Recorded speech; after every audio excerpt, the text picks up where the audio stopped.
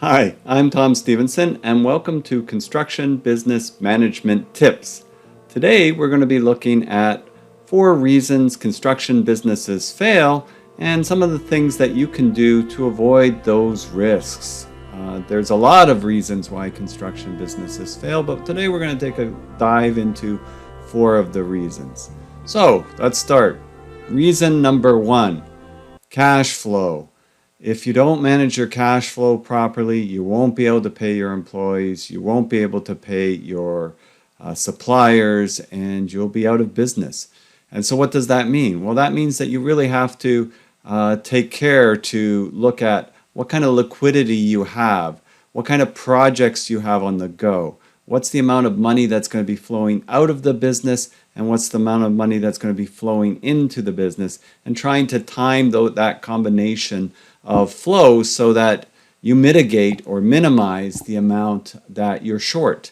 It's a difficult industry, the construction industry. You're dealing with big dollars, and it just takes a little hiccup, one client that doesn't pay you in the timeliness that you thought, and you can run short of cash. And so at those points, then your employees are going to be looking elsewhere, or your suppliers are going to be not giving you further credit, and it's going to stop you right in your tracks.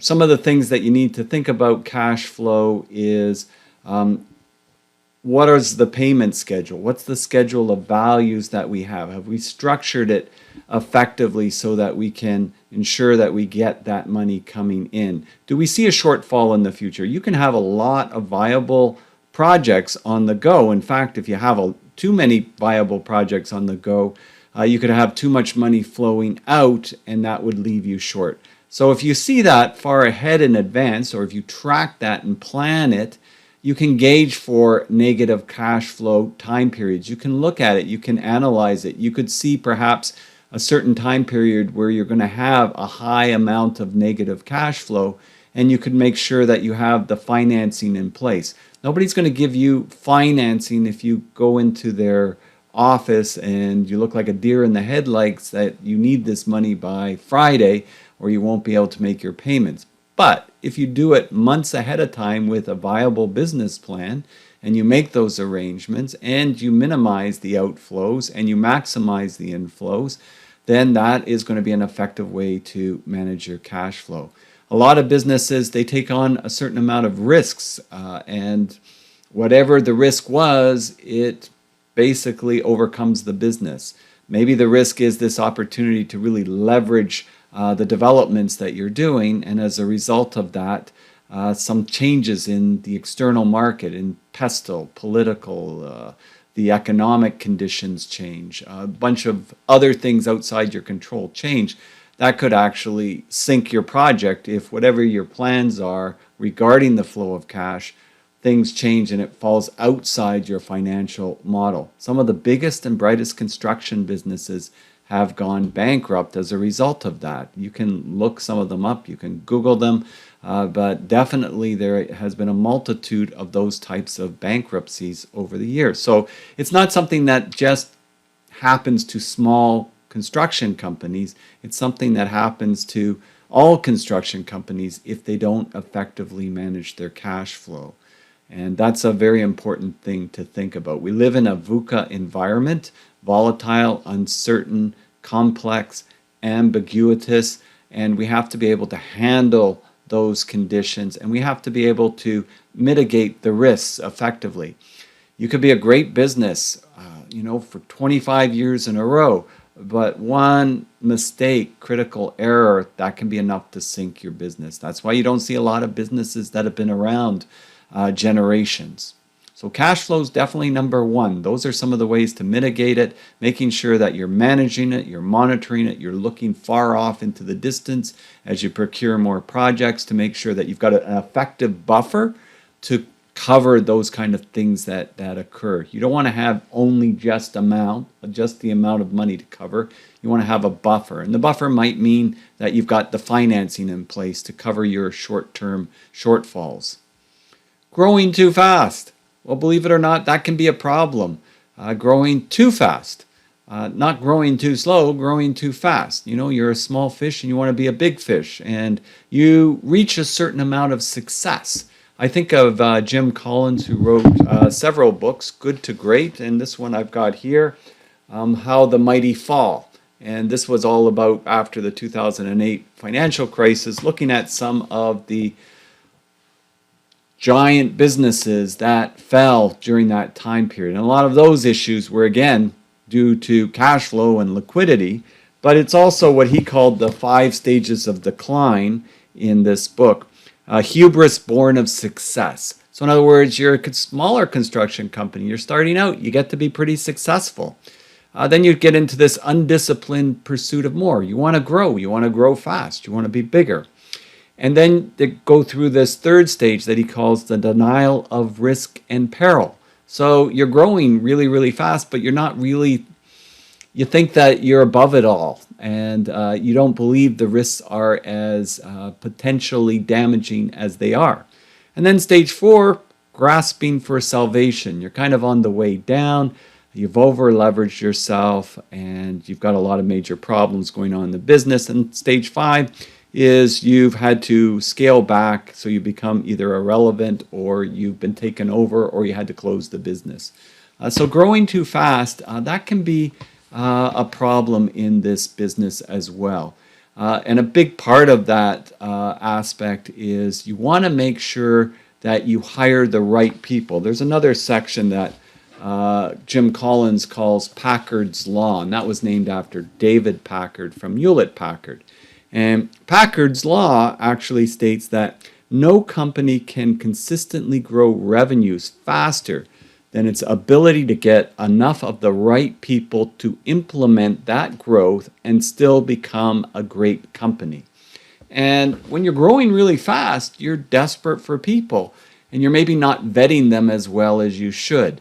And if you don't have the right people, then that becomes a big problem too. Human resource management, people and culture, and their engagement in your business is fundamentally important to its success. And if you grow faster than your ability to hire the right people, that becomes a problem for a variety of reasons that we'll discuss in some other videos. That comes into play in a lot of different directions. The third one is you're too busy. That generally happens a lot, and that's a little bit different than growing too fast. Too busy happens a lot when you're a smaller business and you're trying to do everything yourself. And you're growing the business, but you're doing more and more. So you're going from working 40 hours a week to 50 hours a week to 70 hours a week to 80 hours a week. So you're getting more and more busy. And that could mean that your family life is suffering, work-life balance is problematic, and you're not working on the business. You're just working in the business. So you're not really laying the foundations for good systems, good efficiencies and productivity. And so it's just kind of, you're just going through the motions of trying to keep up with everything as it's coming. And of course, then if there's a little bit of a change in the market, or if you're getting so busy that you can't really service your clients well enough, then they're going to get dissatisfied. And in this business, you definitely want to satisfy your clients. And the other question you might want to ask yourself, well, why am I trying to do everything myself? Do I think that nobody else can do it as well as I do? You'll quickly find out if you're trying to run a business that you want to have people, even if they can't do it as well as you, if they can do it 80% as well as you, that's going to be fine. You can't do everything, right?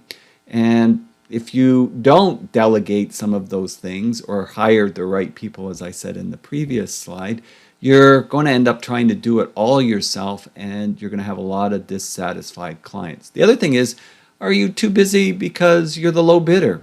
Why are you the low bidder? Are you not charging enough for your services? Do you not believe enough in the work that you do to charge prices that are high enough and command enough that you can actually hire the right people to do the work? Maybe that's part of your problem. You're lowballing the value that you provide to your clients.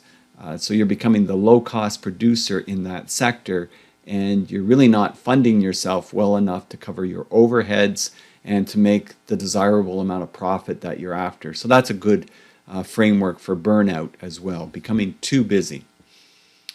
The fourth point that I wanted to bring up is you're not competitive enough. Are you efficient in the markets that you're serving? Do you really know the markets you serve? Or are you just out there doing stuff and taking whatever comes your way?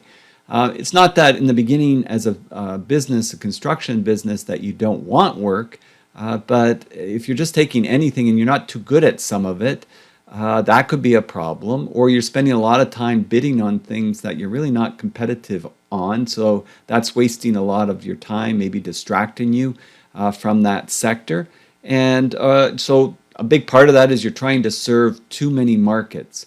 What are you really good at? What is the area that you want to be working in? What are your goals regarding this business? What's the vision you have, and what's the direction you want to go, so you can focus much of your efforts in building in that area, building the clientele, getting a repertoire of projects that you've completed in that sector that will build the business on an ongoing basis. So that's very important to ask yourself, am I competitive enough? And if I'm not, what are the things that we need to do? And part of it goes back to the previous slides too. Are you hiring the right people that are productive at what they do? And if you're not, what are some of the things that you would need to do to hire people with those skill sets and to engage people with those skill sets? It's another big important aspect of running an effective construction business, and something that you really need to think about. Do you really know the markets you serve? And if you don't, focus in on which markets do you want to serve in, which would match with your expertise and also the direction you want to take your business, and where you see the opportunities that are set forth in your particular marketplace, and making sure that you've clarified that so you're not really dwindling your ability to focus in on those areas by taking on work in the other areas. And the last one that I wanted to say that's connected to the not competitive enough is, are at least 80% of your clients repeat clients? Like, if they're not, maybe you're not adding enough value to those clients when you're doing the work. If you actually win a client in the sector you want, are you servicing that sector enough? And, you know, I remember this phrase that I heard many years ago. You kind of want to think of a mountain range, and you kind of want to think of this mountain range as being able to have all of these peaks, which are clients, and they're covered with snow. And as the snow melts, it forms all these little rivers that flow down the mountain. And those rivers are basically income streams. And those clients, if you only service those peaks once, well, then it dries out. But if you are able to repeat that client and repeat that service from that client, you have all of these income streams that are flowing down the mountain on a continuous basis. Now you have a business. So if you're a plumbing business, and as that plumbing business, you have 4 or 5 general contractors that you constantly do work with, that's 4 or 5 income streams. That's going to allow you to be able to grow your business on a steady basis. You're going to build a lot of skill sets up in those sectors that you're serving, and you're going to become very competitive in those sectors. You're going to become very good at the work that you do in those sectors, and it's going to get easier to grow the business. You know, if 80% of your business is repeat clients, that means you're not going out trying to look for all new clients all the time, right? And that's a very positive aspect of being successful in a business. So you look for businesses where you can actually do repeat businesses. I do that all the time, even myself with the consulting that I do when I'm looking for training and development. I don't really want to do just one-offs. I like to do it where I'm working with a company for a period of time, and I get to do it over and over again, and it's a repeat kind of process. That's how you can develop a success. Sometimes it's not worth the effort of trying to get new ones every time. That would be a lot of extra work. It's much easier to keep the ones that you have. So those are the 4 points that I would suggest that businesses often fail at, and that if you work on those 4 areas, that will help you to improve your business. Your construction business, whether you're small, medium, or large, these are all things to look at different points and different scales. So I'm Tom Stephenson, wishing you a wonderful day, and we'll see you next time. Oh, and by the way, please subscribe to my YouTube channel as we try to build this construction community going forward. And if you have any comments that you wish to make, or questions or ideas from other videos, please drop me a note in the comments, and we'll talk soon. Bye for now.